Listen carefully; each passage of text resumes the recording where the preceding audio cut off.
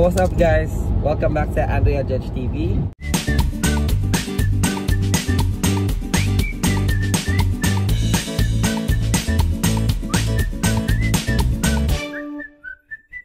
Another kwentuhan vlog tayo ngayon about nursing.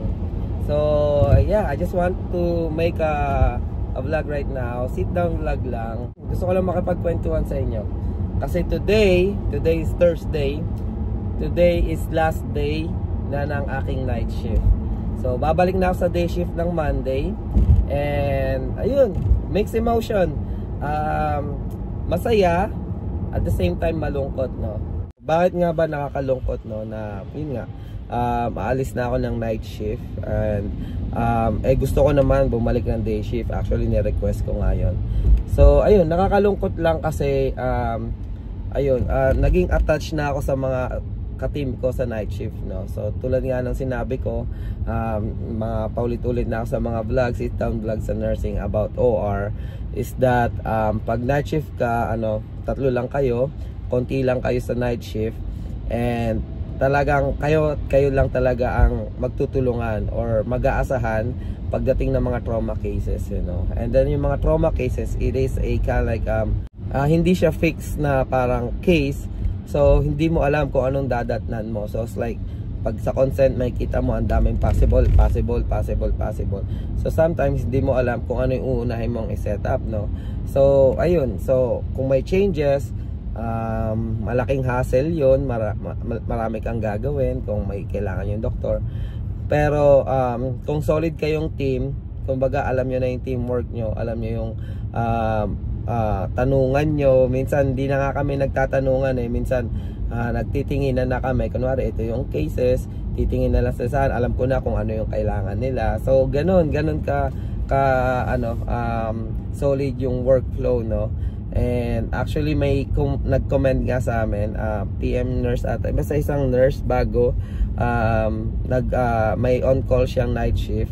So napasama sa amin tatlo, and then he created anonymous email. He appreciate us, yung tatlo kami. She said Judge, Grace and Daisy, na kapag kami daw yung kasama niya, hindi siya kinakabahan kasi napaka-smooth daw ng case, kasi napaka-smooth nung namin, nung teamwork namin, nung flow naming tatlo, na minsan di na namin alam, minsan di na kami nag-uusap na kung ano yung kailangan. Automatic na ito yung gagawin namin, automatic na kunwari si Grace ang gagawa nito, ako yung gagawa nito.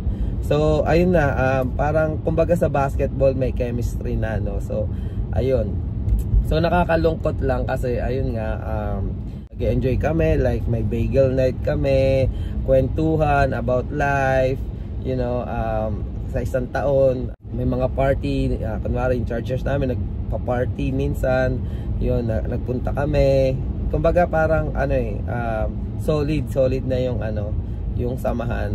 And also yung mga kasama namin sa PM shift, no, kasi 9 to 7 kami, so minsan nakakasama pa namin yung PM shift 9 PM to 11 PM. And ayun, nakakatuwa kasi yun, nakakakwentuhan din namin sila for 2 hours, nakakasama namin sila mag-work for 2 hours. Nung last shift ko nga sa nights kagabi, ayun, alam nila birthday ko sa March. So ayan, binilhan nila ako ng cake, pinag-blow nila ako ng cake. Happy birthday to you. Happy birthday to you. Happy birthday, dear Judge. Judgy. Happy birthday. Binigyan ako ng gift. So kinantahan nila ako ng happy birthday, and sabi, it's nice working with you, and yan, good words. And ayun, na-appreciate ko kasi parang nagustuhan nila makatrabaho ako during that shift, no, yung night shift nga. So nakakalungkot lang kasi yun, babalik na ako sa day shift. Although makikita ko pa rin sila, you know, but during the huddle lang, turnover, mga ganon, pag tapos na yung shift, or pag nag-pick up ako, night shift, hindi natin alam. So ayun, yeah, masaya yung experience ko in terms ng mga kasama sa trabaho, no. And yung work related okay din kasi ang dami kong natutunan.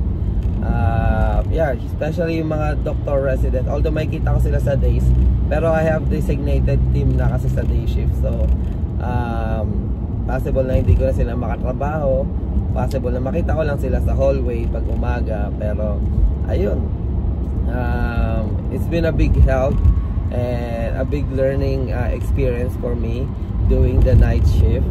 So it gives me more confidence sa sarili ko as an OR nurse kasi na-experience ko halos lahat. Transplant, almost every night transplant, crane, vascular cases, mga dati kinakabahan ako pagka may nakita ko sa schedule na sa vascular ako. Kahit kasama ko vascular nurse, kinakabahan pa rin ako. Pero ngayon, I felt like confident kasi nakaka-work ko na yung mga doctor sa vascular, nakaka-work ko yung mga doctor sa neuro, sa ortho. Yun nga lang talaga, mahirap. Hindi ko kaya yung tulog, yung lifestyle para doon. So yun lang, overall experience ko sa night shift, it's okay. Masaya sa mga katrabaho, yung mga cases okay kasi ang dami kong natutunan. Dami kong natutunan talaga. Pero yun nga, ngayon masaya din tayo. Syempre talaga, yun, masayang masaya. Kasi yun nga, ano talaga ako yung family first, ayan. Although nakakalungkot na hindi ko na sila makakasama sa work or something, pero inisip ko yung family ko always. And then pangalawa yung sarili ko, dahil di ko nga kaya yung tulog, nagkakasakit ako halos. Actually kagaling ko lang sa sakit nung nakaraan. Bakit masaya ako na babalik na ako sa day shift?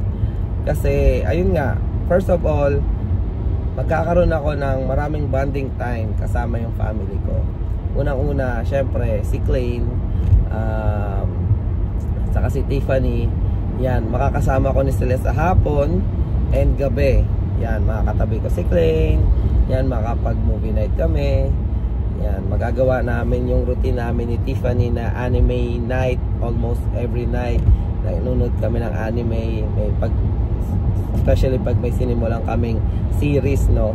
So ayun, sabi nga niya, sinabihan niya yung mami niya, kwento lang sa akin ni Andrea, like, Mom, is it really that daddy is coming back to day shift? Because I'm really excited because now we can watch anime together. So yun, parang na-touch naman ako na parang, wow, yes, yeah, worth it yung decision na ayun nga, babalik ako sa day shift. And ayun, kay Klein, yan, mababantayan ko na ng mas maayos, I think. Pero isa din si Klein sa dahilan kung bakit ako nag night shift, guys, no. Pero yun nga, binigyan ako ng opportunity ng night shift ko na ma-adjust yung schedule namin kay Klein. Kasi marami nga si Klein therapy, daming mga allergies, sakitin, ayan. So ayun, ngayon na-adjust namin yung mga schedule niya, like sa school, yung therapy, na pwede na akong bumalik sa day shift.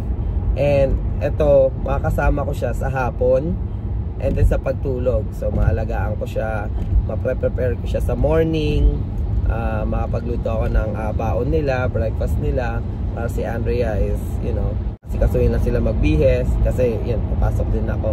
Pero at least makapagluto man lang ng breakfast or makapag-prepare ng baon nila, magagawa ko na. Ayan. So ayun, feeling ko makapaglaro kami ng maayos kasi sa night shift, pag uwi ko ng bahay, although nandun ako, guys, pero lagi akong inaantok or gusto kong matulog. So parang yung oras ko din sa kanya, parang hindi din ganon, hindi ko nabibigay yung full energy ko kasi parang lagi akong inaantok or tulog. Pero pagka day shift, pwede akong umuwi ng alas 4, pwede kaming magsasummer na, mamasyal sa park, maipapasyal si Klein, magbike, or you know, maglaro sa playground. Magagawa ko na yon. Kahit umuwi kami ng 6 PM, 7 PM, and the same time mag-dinner ng sabay-sabay. Yun yung na-miss ko. Kasi pagka lunch, dalawa lang kami ni Andrea. Minsan di pa ako nakapag-lunch, natutulog na lang ako. Kapag dinner, hindi ko na naabutan yung dinner kasi kailangan ko nang pumasok. So ngayon, dati kasi yan, nagdi-dinner kami sabay-sabay, kwentuhan ano nangyari sa school, ano nangyari sa araw-araw, kwentuhan anything under the sun. Ayun, tapos after namin mag-dinner, manunod lang kami ng isang movie or yun nga, anime kung may sinimulan kaming series. So yun, mababalik na lahat yun pagbalik ko ng day shift. And syempre sa asawa ko yan, kay Andrea. Although nagde-date kami parati sa weekend or like lumalabas kami minsan pag weekend, pero yun nga yung energy ko kasi parang inaantok ako, so laging nagmamadali, laging kakain lang tas inaantok tas uwi.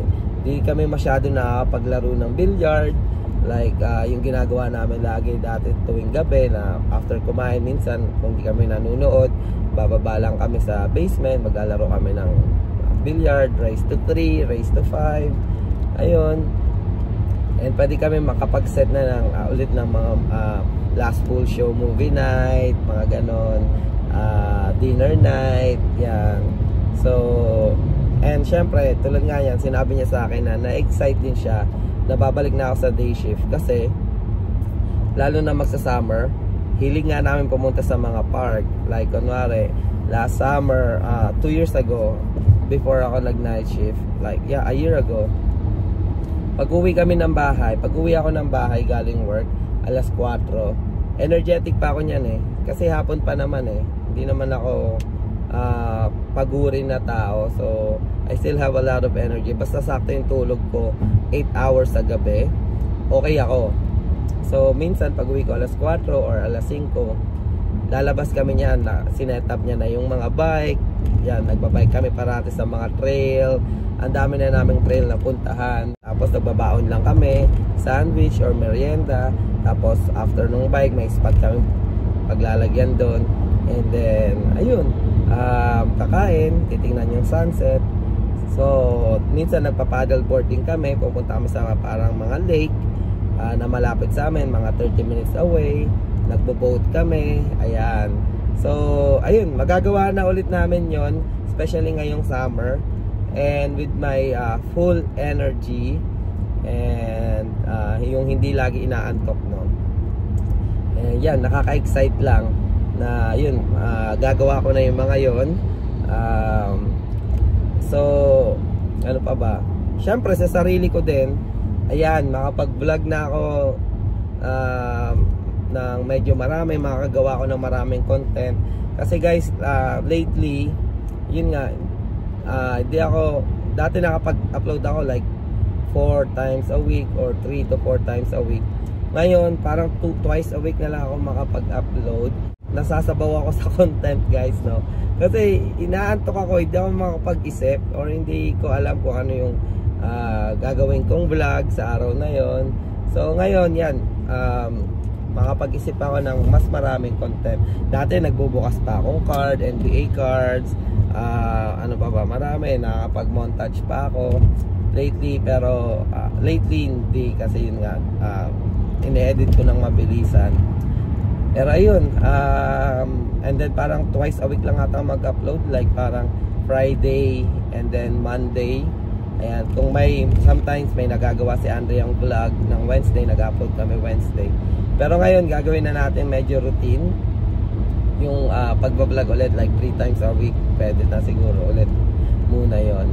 So yun, vlogging is one of my hobby na siya guys. Yan, tulad na ito, nakapagkwentuhan ako sa inyo. And ano pa ba, yeah, sa basketball, oh my god, yes. Dati kaya ko maglaro Saturday, Sunday sa day shift, pero feeling ko hindi ko na mababalik yon. Pero at least pagdating sa laro, mag-e-enjoy ako. Kasi lately guys, nung nag-night shift ako, although naglalaro ako, pero kasi gigising ako sa parang ayoko gumising, parang ayoko maglaro. Parang yung laro ko, parang napipilitan lang ako. Although, pwede ko naman sabihin sa sarili ko na wag na lang maglaro. Pero kasi, you know, pastime mo yun eh. You need to do it para mag-distress ka. Kaya minsan sa laro, parang pagod ako, parang, yun nga, puyat, laging nagpapasab ka agad, and minsan nagpapalit. Ayun, and then yung laro ko hindi na consistent. Like dati weekend lagi talaga ako naglalaro, ngayon every other weekend. So ayun, mababalik kahit pa paano yung ganong hobbies ko, no? And yun nga, pagbuo ng Gundam, yan, na-miss ko yan, guys. Kasi minsan titignan ko pa lang, wala, inaantok na ako eh. Kasi yun nga, naghahabol ako ng tulog. Pero ngayon,